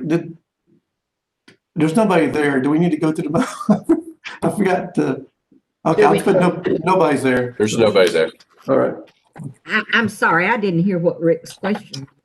Whether or not we needed to call for public comment, but there's nobody left. Yeah. I'm looking, I could see that. Sorry. But I need to say it. So anyway. All right. Let's move on then to other business. And we'd like to start, Brad, with you sharing with us. You're taking our plan, our recommendations regarding inclusionary zoning, affordable housing, to the mayor and commission as you submitted that. And I think that would be good for the public to hear. Okay, I'd be happy to. We presented at our regular monthly agenda setting meeting, as we do with all zoning items, to the mayor and commission a couple weeks ago. I feel like it was really well received by them. I think they were impressed with the amount of work that you all did. It was, pretty clear that some of them had had a little more opportunity than others at the time they received it to begin to read through it. And I think the executive summary that y'all put together was very important to give them the highlights before they dug in. We tried to clarify to them more than once that you all were very aware that you felt like your work was not complete, that you had got it to a point that it needed to be taken to in order to present broader policy positions to them to find out where they stood on things, but yet reiterated to them that you all were very eager to continue working on it and were seeking direction from them regarding prioritization of the items, or if there were things in there that they just really weren't interested in, that you wanted to know that too. But I think where they are at this point, without putting words in their mouth, is I think there will probably either be a work session scheduled with the mayor and commission that may include all or some of you all as well, or it may be assigned first to one of their standing committees to dig in a little deeper. But I think they do understand, and if we get too long of a delay, I will continue to remind them that our next step is your next step is the planning commission, and ours as staff is we are waiting for them to provide some additional direction to us to continue our work. And we very much look forward to that. And I know I tried to reiterate to them that you all do too. Thank you very much. I do hope if they do a work session, which I think might be really helpful, I hope that all the planning commissioners would be invited. I think everyone did the work, and I think everyone to hear the discussion is important. Any other comments? Okay, I don't have a report. Brad, do you have a report? Just a couple things really quickly, other than the charge status, which we just went through. Because of the election falling on a regular first Tuesday, the commission decided to move their voting meeting to Wednesday night this week.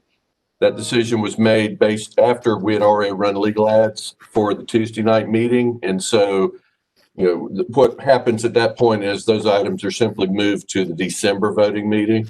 So the 5 items that move forward from you all at your October meeting will be voted on by the mayor and commission next month. So I have no update on that. I did want to have one more announcement to make to you all that Mark has accepted a job with the city of Covington as their planning manager. And so, yeah, I think it's a really good opportunity. Mark's been with us for 7 years. Yeah, I know. He's been with us for 7 years. He's done pretty much anything we've asked him to do during that time. And while we think he is certainly ready to go, we're not ready for him to go yet. And we've tried to talk him into staying, but it's a good opportunity for him, and we wish him only the best. So we will be looking for a new arborist in the near future. But congratulations to Mark on that opportunity. Yes, congratulations, Mark. Can I just make a quick comment on that? On the years that I've been on the planning commission, of course, you get to know various staffers, but Mark has worked really closely with the subcommittee that I and Matt and Sarah and Jeff have been on for the last several months, and absolutely invaluable. So, of course, my heart is broken that we don't have him. Congratulations, Covington. I feel the same way. That's great. That's great. Other announcements, Brad?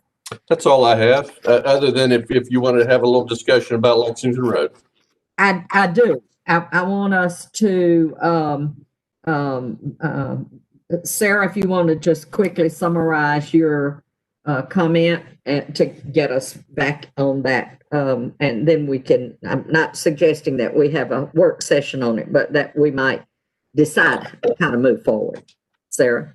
Yeah, I just think we need to kind of go back, the community has done some work to think about this corridor, and I'm not really super clear and up to date on the status of that, or even, I know oftentimes consulting firms are brought in to do those kind of studies, and our staff and or elected officials may or may not be enthusiastic about the results of that work. And whatever the status of all of that is, I think we could really benefit right now, since we know we're going to be looking. We saw that big one come in a couple of meetings ago.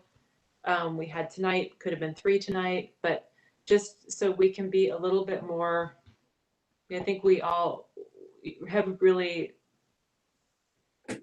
so much of what we do is reacting to applications, and we do still have to do that. But if we could get to a point where we have a little bit better sense of the vision for that corridor, so that we could make recommendations accordingly. Thank you. Brad, is there a way that you might suggest that we could do a little staff development related to that for us?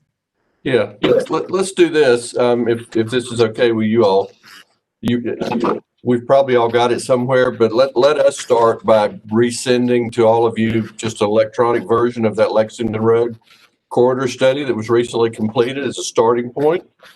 I don't know that we've got a lot of time, to work on it, given the time of year it is, and this, we're already holding 2 meetings for you guys for this month. But I do know that the large rezoning on the other side of Lexington for multifamily, I believe, is held until the January meeting. So we got a little time before you're going to see that one again. I think the church will be back in next month. But the other thing I would, once we've sent that out, if we want to sit down and kind of look more from a land use standpoint versus corridor study, we're certainly happy to set that up with all of you and work through something before, in the near future. It's just a hard time of year for all of us to do it, but we're happy to. I will tell you that the 3 items that were on the agenda tonight for Lexington, if you got our reports, it's like, what staff got such a hate on for Lexington? We're saying no to everything. And all 3 of these were really different, in my opinion. With the one that you saw tonight, that was an airport issue, and it was proximity to that runway and close proximity. The church, by largely no fault of their own in a lot of regards, they bought a piece of property that had some compliance issues on it when they bought it, regarding what is that gravel parking lot, that the curb cuts were supposed to be closed and it was supposed to be paved, and new church. But where we are with them is, I think it was 2 years ago, they came through with some PD requests, and part of the condition of that approval of the PD was you got to fix your parking lot and you got to close those driveways. They continue to come back with small, very positive additions to the church that they want to include, which requires zoning changes.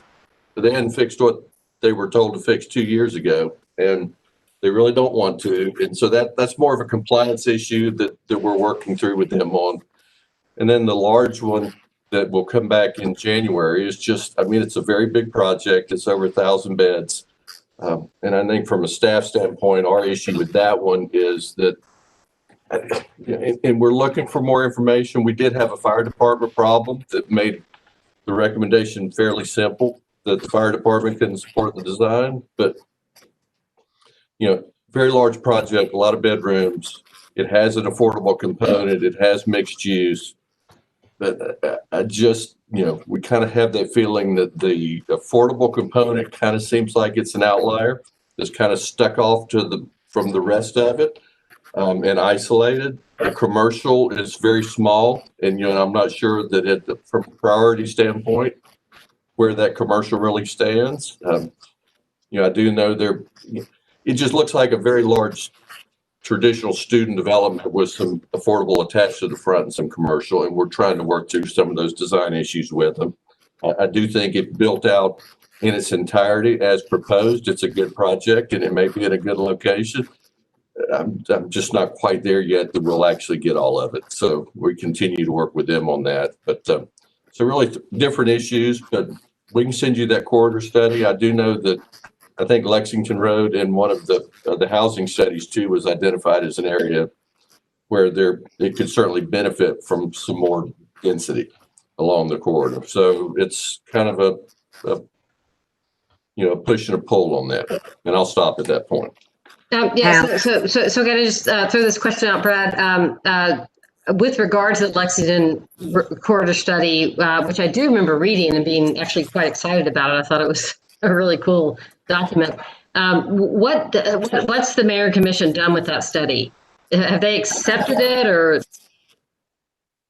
Yes, I mean that study has been accepted, and there is a corridor committee that has met regularly. That they're largely looking at the T-SPLOST money that was assigned to the corridor, but they're using that corridor study as part of their guide to implementation. Yeah, I mean, I'm really hearing what Sarah is asking for here, and it may be bigger than just what we can do between now and the next meeting when some of these big projects come. But I do think as planning commissioners, we do want to be as proactive as possible. Maybe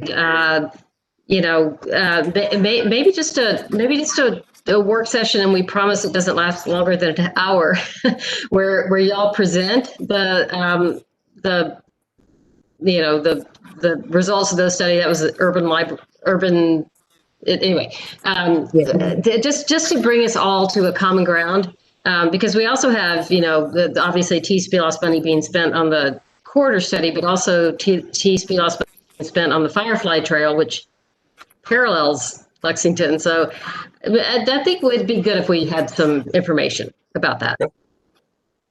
I agree with that. I agree with that. And to be honest, once the horse is out of the barn, it's hard to get them back. And so it seems like time is of the issue before these things come back to us. Once we do the wrong thing's done.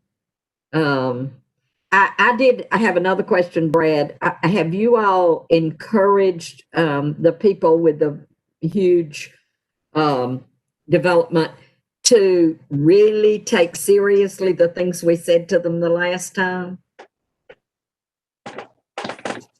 I mean, I'm not sure that I've talked to them directly again since the last meeting, but and there were some changes. They did meet with the neighborhood to the south. They had a neighborhood meeting out there and have made some changes to the design.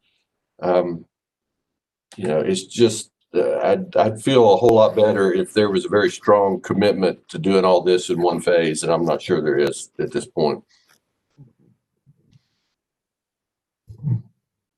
Okay, Jim? Yeah, I have a question. One of the issues that I raised at our preliminary discussion of that project was with regard to the proposed alternate route from Barnett Shoals to Lexington, and that site looked like one of the potentially logical target points. That was not addressed at all in their revised proposal. Please remind them that we'd like to hear about that. Will do. Same with the separating the affordable housing off by itself. Putting everybody who's in affordable housing over here in another place. That's huge for me. So I think that those were the things that I'm saying. It's a little frustrating when they come back with the same thing that we told them. So anyway, Kristen. Yeah, I guess I just wanted to kind of like, this is just sort of my final thoughts on the whole thing, but the issue with the airport overlay, I do think it is an interesting question of how the overlay affects development along that corridor and how the two play against each other. I vaguely remember we were presented the Lexington Road study, and it seemed like there was a bit of a focus on the airport, but it was more about like how to bring in more different airlines into it, rather like more of a business development kind of thing, rather than how the airport is interacting with the neighborhoods around it. That said, I mean, as someone, it's funny, I didn't realize we all had so much experience living near airports. I also, when I lived in West Palm Beach, lived in the neighborhood just north of the West Palm Beach airport, and we actually looked at houses that were directly underneath where planes would fly over. And on the one hand, I'm like, yeah, what's the big deal about building stuff next to airports? And then I remember looking at these houses and people telling us about the grit that they would have to clean off their cars every day because of jets flying over. So, I mean, and it obviously affected house prices as well. So, I mean, there's all sorts of different things layered into that I see the pluses and the minuses on both sides. But it is an interesting question overall of how that airport is just situated and that section of Lexington Road and how all of that commingles together. Which really is a second issue that I have heard us on many occasions be frustrated with the airport issues, the overlay issues. And so that seems to me to be a second thing that we really need some discussion. And I tend to think that might need to be with representatives of the authority. Yeah, I would agree, either that and or the airport director. So we'll leave that with you, Brad.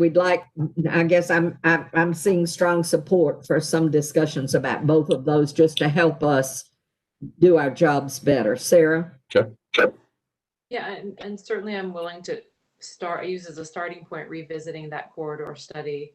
Not to throw another complicating factor in there, but the Lexington Road is one of the 6 proposed tax allocation districts. So at some point we will need to know what that means. I know there's a big report available on the website, but maybe we can each inform ourselves by looking at that. But anyway, I just think what Maxine said is exactly right, that you let this stuff happen without real intention behind it, and then it's done.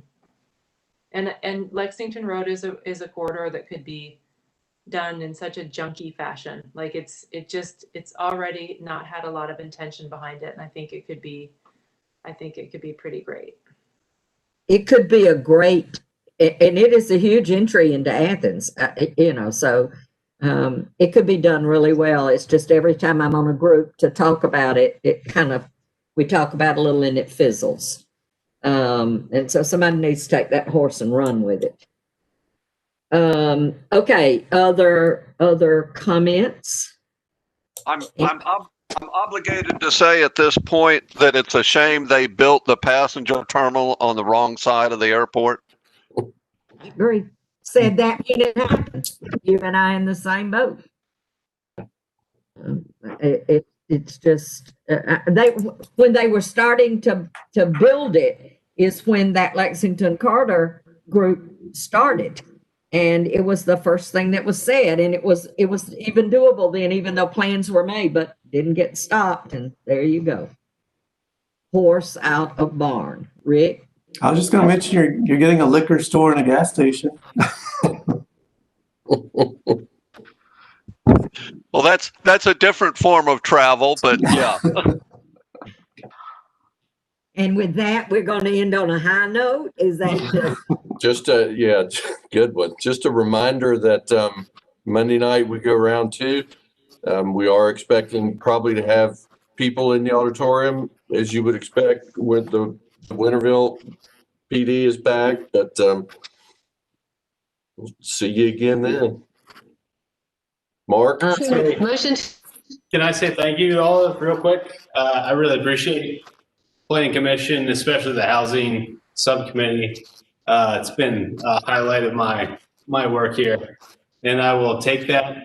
The city of Covington's doing a very similar thing with their housing. And I really want to thank you all. So thank you.